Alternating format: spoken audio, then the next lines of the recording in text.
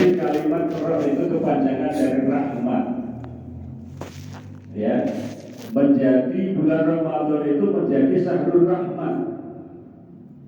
Bulan di mana Allah Subhanahu wa taala mencurahkan rahmatnya di 10 hari yang pertama di bulan Ramadan.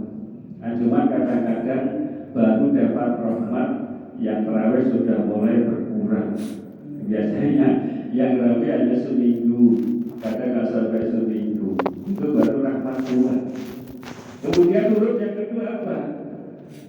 Mim. Habis roh terus mim. Ramadan. Mim. Mim itu mewakili keistimewaan bulan Ramadan sebagai syahrul maghfirah.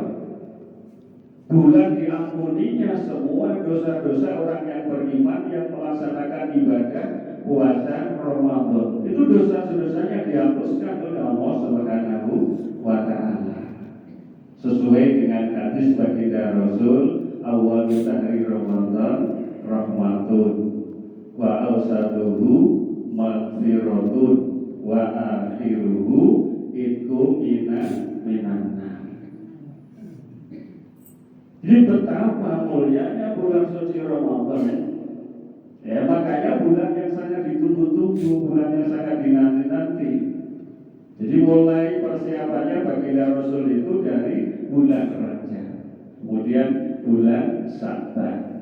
Makanya doanya wabalikna Ramadan, mudah-mudahan bisa bertemu dengan bulan suci Ramadan.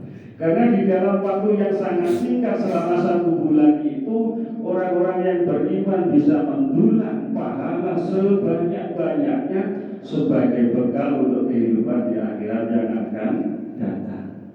Huruf yang ketiga, habis ro, mim, dot. Dot itu mewakili keistimewaan kemuliaan bulan Ramadan sebagai syahrul riya. Riya itu artinya cahaya. Ya, riya itu artinya cahaya. Kenapa disebut dengan bulan yang penuh dengan cahaya? Karena kehidupan di malam-malam bulan suci Ramadan itu terasa berbeda bila dibandingkan dengan bulan-bulan yang lainnya. Suasana kehidupan, suasana cahaya kehidupan di bulan Ramadan itu di malam-malamnya sangat terasa. Karena apa? Banyak umat Islam yang beribadah di malam hari. Salat tarawih berjamaah di malam hari, tadarus Al-Quran di malam hari, masjid-masjid kita ramai, musola kita ramai, baik di rumah maupun di tempat-tempat yang lain kita membaca Al-Quran di malam hari. Maka berbagai macam aktivitas kehidupan umat Islam beribadah kepada Allah di malam hari itulah di malam-malam bulan Ramadan itu penuh cahaya yang diturunkan oleh Allah Subhanahu wa taala untuk menghiasi bulan suci Ramadan. Makanya bapak-bapak harus selalu berdoa mohon kepada Allah agar bisa dipertemukan dengan bulan suci Ramadan. Yang berikutnya huruf alif. Habis dot alif. Alif itu mewakili keistimewaan bulan suci Ramadan sebagai syahrul iman, bulannya orang yang beriman. Makanya konteks Al-Qur'annya itu panggilannya adalah orang yang beriman. Ya ayyuhalladzina amanu kutiba alaikumus syiyam kama kutiba alal ladzina min qablikum la'allakum tattaqun. Wahai orang-orang yang beriman, bukan golongan lain. Orang Islam kalau nggak beriman nggak wajib puasa. Ya, Islam KTP ngakunya Islam, syahadatnya sekali ketika habis akad nikah doang, habis itu udah nggak syahadat lagi, nggak sholat kan nggak syahadat.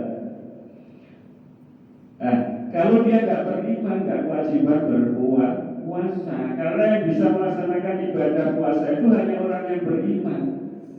Tidak peduli kalau dari presiden sampai rakyat biasa, kalau dia beriman maka dia wajib puasa. Dari mulai raja sampai rakyat jelata, kalau dia beriman wajib puasa.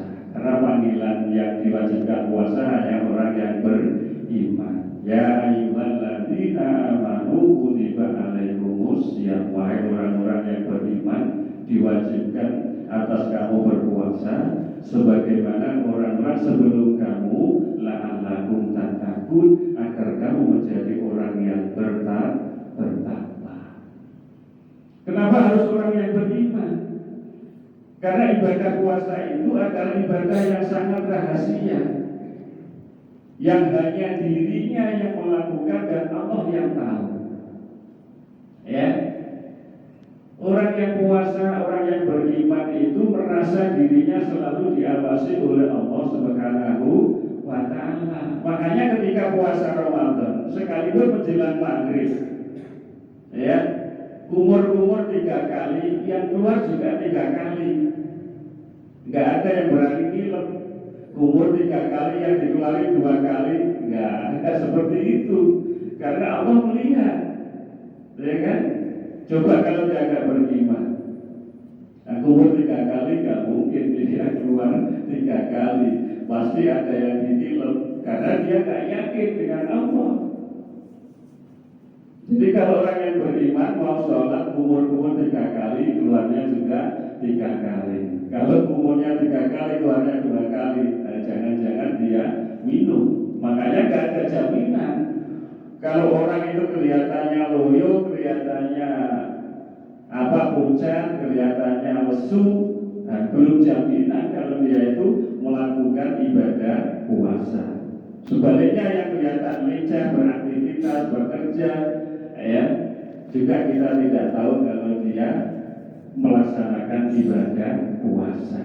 Karena ibadah puasa adalah merupakan ibadah yang sangat rahasia, yang hanya dirinya dan Allah Subhanahu wa Ta'ala yang tahu. Makanya pahalanya sangat luar biasa. Allah Subhanahu wa Ta'ala di dalam hadis qudsi mengatakan, kullu amali bin adam lahu illa shaum fa innahu li wa ana bihi. Semua amal ibadah anak Adam itu untuk dirinya kecuali puasa. Puasa adalah untukku dan akulah yang memberikan balasan pahalanya itu. Berapa pahala yang akan diberikan oleh Allah? Pahalanya adalah tak terhingga. Gak tahu seberapa banyaknya, yang tahu hanya Allah Subhanahu wa Ta'ala. Makanya doa kita, Allahumma barik lana fi Sya'bana wa balighna Ramadan. Mudah-mudahan diberkahi di bulan Sya'ban dan juga bisa bertemu dengan bulan suci Ramadan. Huruf yang kelima, huruf nun. Nun itu bisa mewakili keistimewaan kemuliaan bulan Ramadan sebagai syahrun najah. Najah itu artinya berhasil, najah itu artinya sukses.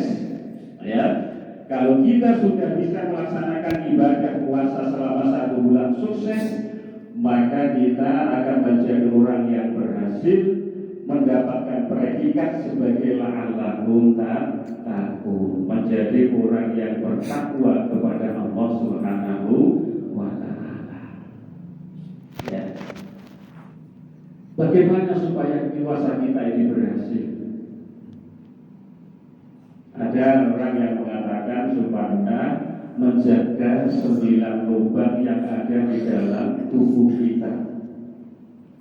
Ya, yang luarnya selain hati, kalau tambah hati jadi 10. Kalau puasa kita ingin berhasil, maka kita harus mampu menjaga 9 lubang yang ada di dalam tubuh kita. Pertama, mulut kita, lubangnya 1, hidung 2, mata 2, berapa? 5, ya kan? Kuping, hidung, kuping, sudah berapa itu? 7 berapa? Mulut 1, mata 2, hidung 2, telinga 2, 7. Tinggal 2 lagi. Mana? Lubang